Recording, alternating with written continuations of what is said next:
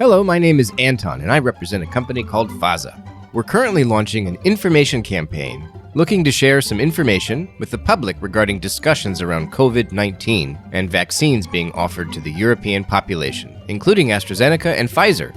Our goal is to address the results of some studies about the effectiveness of these vaccines. We provide all the info to back this up too. We think this topic will be very interesting to your subscribers.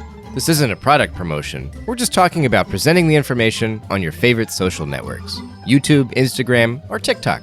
To discuss this opportunity, please send me the traffic stats for your channel or profile, and I'll be happy to share all the details of our work with you. Thanks in advance, Anton Pfizer.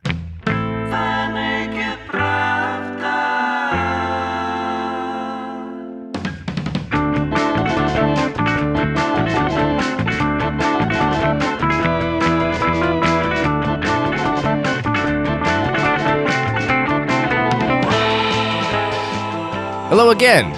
No, this isn't Anton or Anton Pfizer, but Kevin Rothrock, me, the host of The Naked Pravda, Medusa's English language podcast.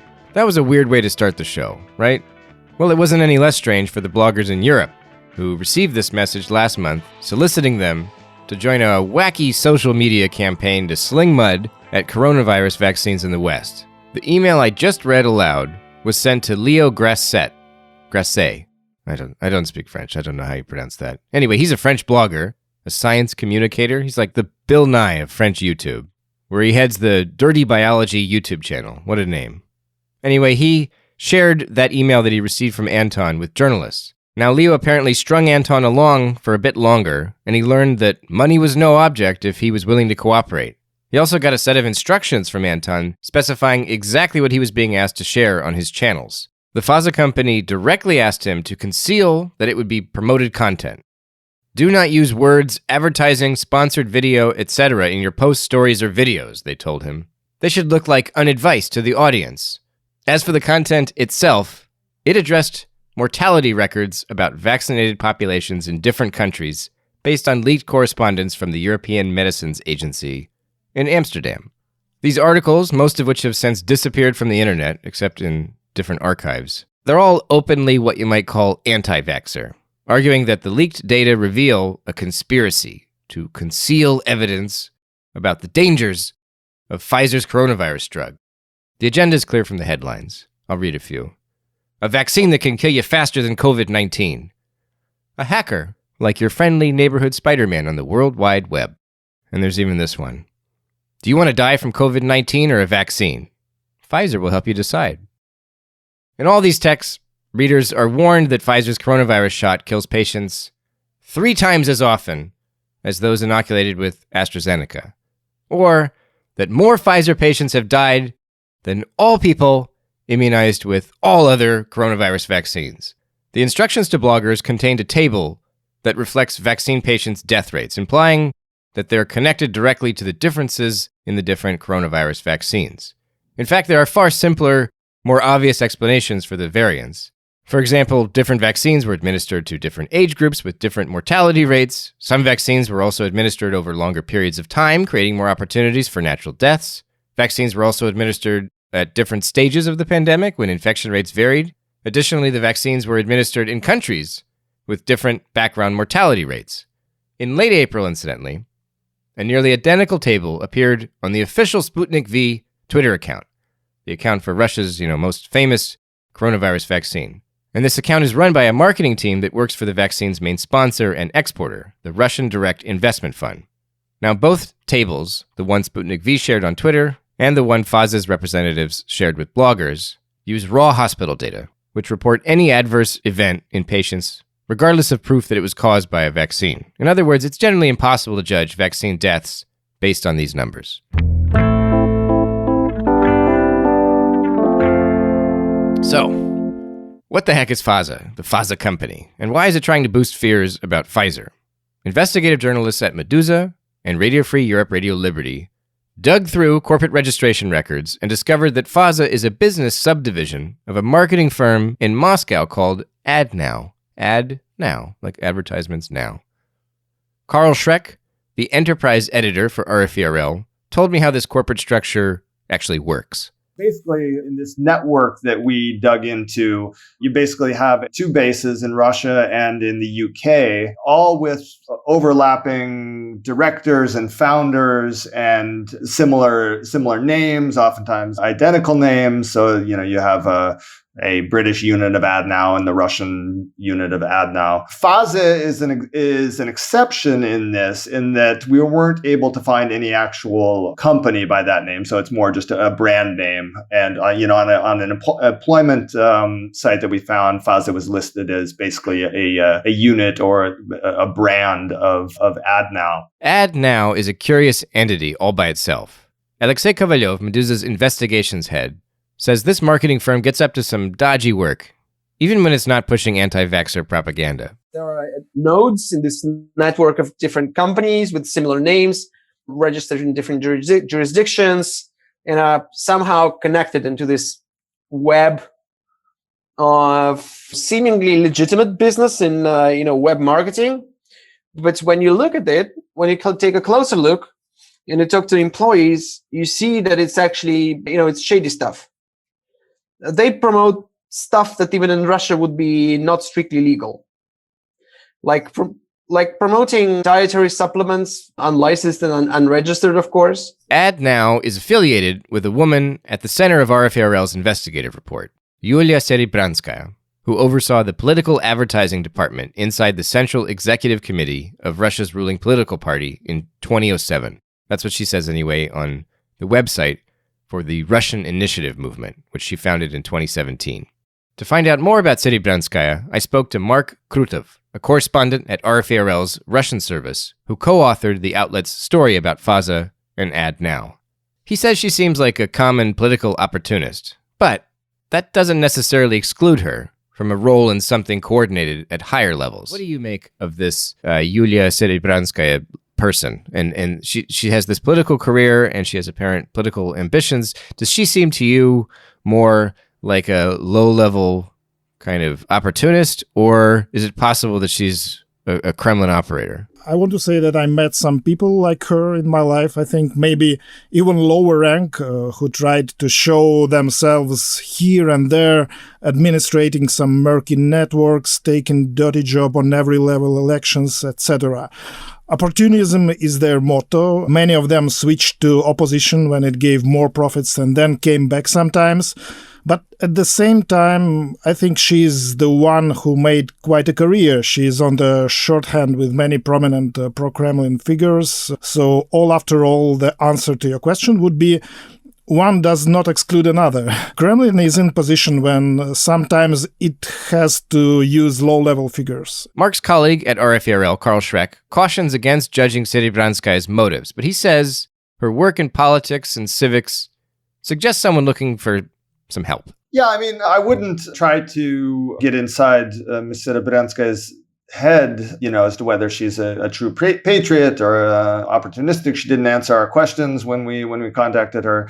But I think that some of these organizations are just, started up by people who have an idea that they can come up with kind of a patriotic organization and in that way attract, some state funding or some, funding from private backers who are linked to the state. Whatever Seribranskaya's hopes and dreams, Alexei Kovalyov says her operation seems just too podunk to warrant the Kremlin's patronage. Well, she doesn't really seem like the kind of person that would be interested in executing such a high-profile campaign.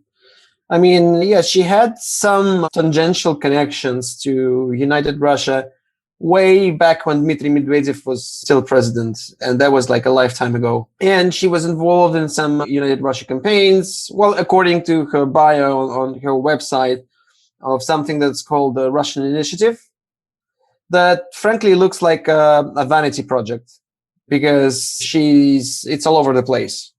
There's legal aid to the Russian sailors apprehended in Greece, and there's some bizarre project to install the Russian word for valor in dictionaries in different languages, and all kinds of whimsical stuff. And if you look at other like genuine influence operations, which may or may not be successful at all, like that GRU and SVR run websites that are supposedly spreading misinformation about COVID and whatnot. But if you look at those websites too, it's like they have like hundreds of page views. It's nothing. And maybe they have some extra help disseminating this disinformation, but it's not really that successful. But this is really low key stuff, and you can see that this is something that I've encountered before, and I don't think she's the kind of person that Kremlin will get on board to really discredit the foreign vaccines. About 4 years ago, in May 2017, Alexei wrote about how Moscow Mayor Sergei Sobyanin controls an entire secret network of AstroTurf social media, spinning media stories to his administration's advantage. I asked Alexei how the Ad Now campaign against Pfizer's coronavirus vaccine compares to Moscow's propaganda empire. Well, there are some similarities. Like at the bottom, there are like really low paid expendable staff, which is kind of the entry point for investigative reporters, because they use these guys for really a pittance. My source at the company said the salary was 25,000 rubles, and that's like $380, I think, a month. So they use these guys like cannon fodder, and then they just throw them out without any. Of course, there are no benefits, there is no insurance, nothing. It's just basically temp workers, and of course that leaves a trail of disgruntled employees. But the problem is that they really have very little access to.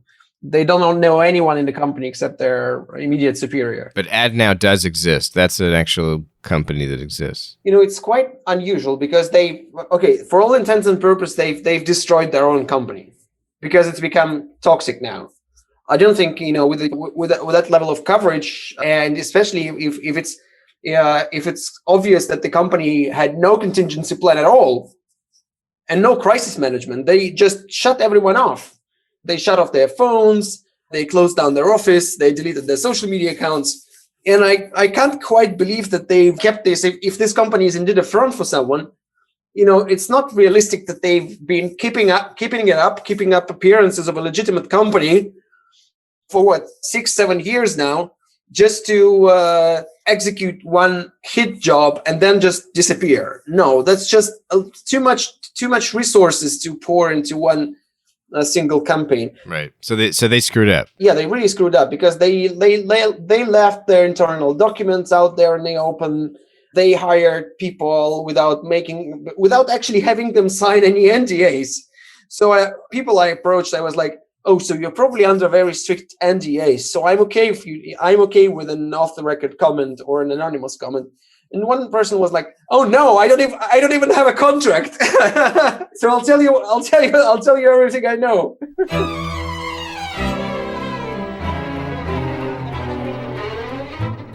Now, the fact that all this was sort of concealed behind these various shell companies, that would seem to suggest that Serebranskaya, or whoever was working with her in this project, did not want to be discovered. But at the same time, for this to boost anybody's political career, presumably someone would need to know that they were doing it, right? If it's like a favor to Russia's, geopolitical interests or diplomatic agenda or whatever. So like, what's the rationale for not speaking to journalists afterwards, after it's been discovered, and for concealing it this way? Is it just that it could be just people behind closed doors know who's behind it and then they get credit for it? Or how does that play out in terms of like reputation?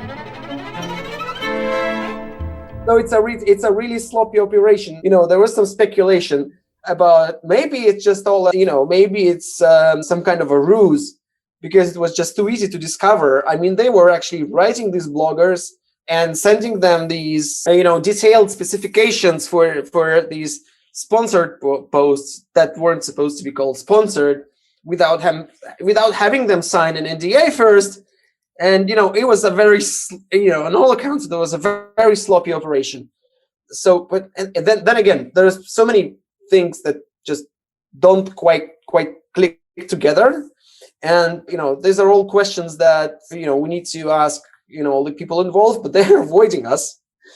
And but we will be digging out for more because that's obviously that's still a work in progress, this investigation. Mark Krutov compares Serebranskaya's marketing activism to applying for government grants, which, by the way, is literally what she did with a personal initiative to promote the Russian language abroad, in schools and even in foreign dictionaries, including the specific word podvig, meaning a feat of heroism. It's like applying for a grant, like she did with like Podvig word story when she applied for presidential grant in Russia to receive some funding but failed. Maybe this is the same. I also spoke, we didn't include this in our piece, but I spoke with a few people whom I saw among her friends on Facebook because I had like 17 common friends with her on Facebook. Of course, I asked some of them, do you know her? What can you say about her? Most of them didn't remember her very well, but one of these people said to me that he looked into the list of her friends on Facebook, and it seems to him that she's from Surkov's circle. And Surkov, is the former Putin's aide who officially stepped aside, but some people say that he retains some influence. So maybe it's pure speculation, but maybe it was some Surkov's thing who tried in this way to remind about himself in the Kremlin, to show that he's still useful or something like that. But I repeat again, it's a pure speculation. If Serebranskaya, or whoever is behind the anti-Pfizer propaganda campaign, is just a sidelined kook angling for state patronage, why does the content and the message match some of the Sputnik V social media team's rhetoric so closely? Alexei Kovalyov acknowledges the similarities, but he warns that they're just superficial in the end. There is some overlap in numbers and even elements of design. I mean, the typeface is very similar. I think it's pretty much the same typeface, but it doesn't tell us anything really, because anyone could have used these data and this typeface. And of course, Sputnik's manufacturers, the Russian direct investment fund, they are extremely aggressive in their public affairs. They're very hostile towards journalists, but they're professionals. I mean, their modus operandi there, it's impeccable. They always come at you with hard data that you cannot really dispute. And I mean, these people are not sloppy. They're many things, but they're not sloppy.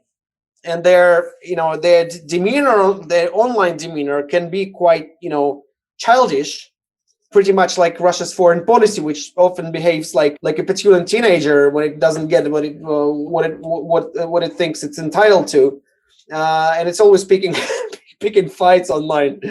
But no, I don't think they would touch anything as sloppy as this with a barge pole. But the table that was sent to bloggers and that Sputnik V tweeted out, that has been criticized on pretty rigorous scientific terms, right? Yeah, it has. Uh-huh. So the RDF social media team isn't necessarily always so rigorous, I guess. Well, maybe that's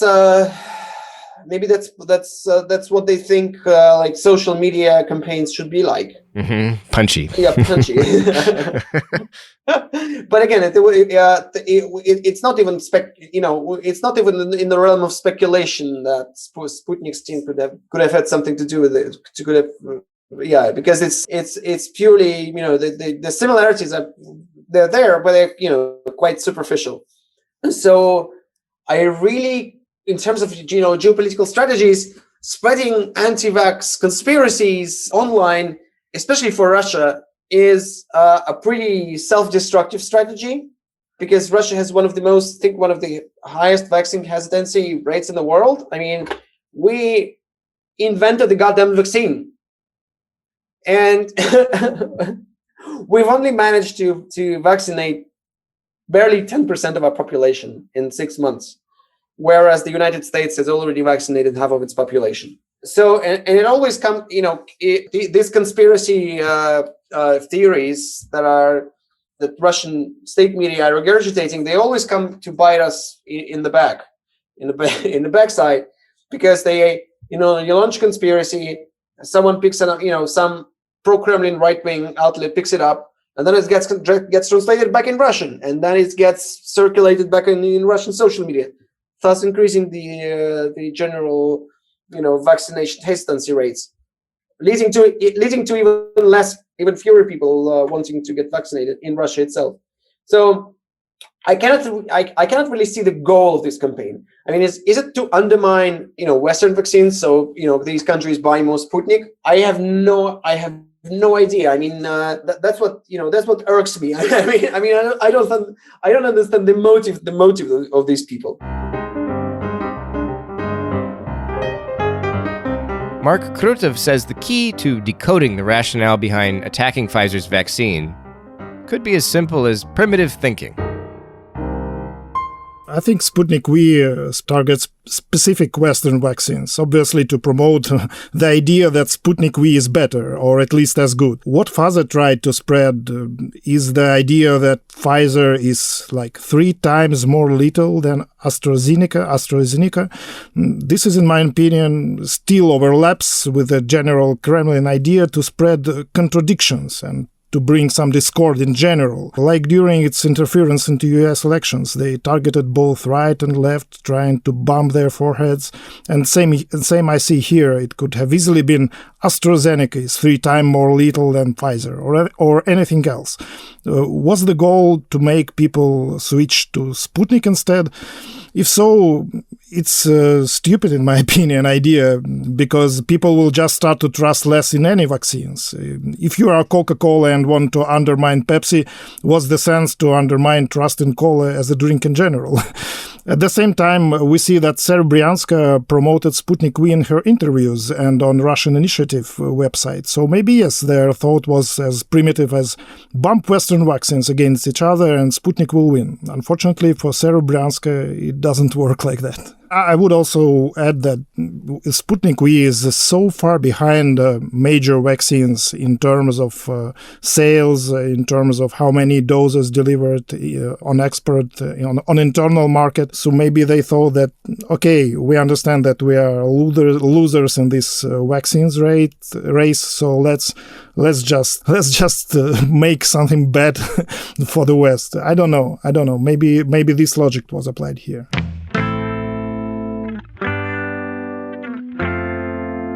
You've been listening to The Naked Pravda, an English language podcast from Meduza. On today's show, we talked about a strange marketing campaign against Pfizer's coronavirus vaccine that was apparently orchestrated from inside Russia. You heard from Meduza investigations head Alexei Kovalyov and RFERL journalists Mark Krutov and Carl Schreck, who broke the story. The Naked Pravda is a podcast from Meduza. It's our only English language show, and I hope you recommend us to your friends and leave a review on Apple Podcasts or wherever you are tuning in to help put this program in front of more people. Speaking of putting things in front of people, I don't know about that segue. Anyway, if you value Meduza's reporting, that's a good segue. Whether in English or in Russian or both, please consider making a contribution at supportmeduza.io to help sustain our work. Recurring pledges help more, but we will take whatever you can spare, of course. Thank you for listening, and come back soon.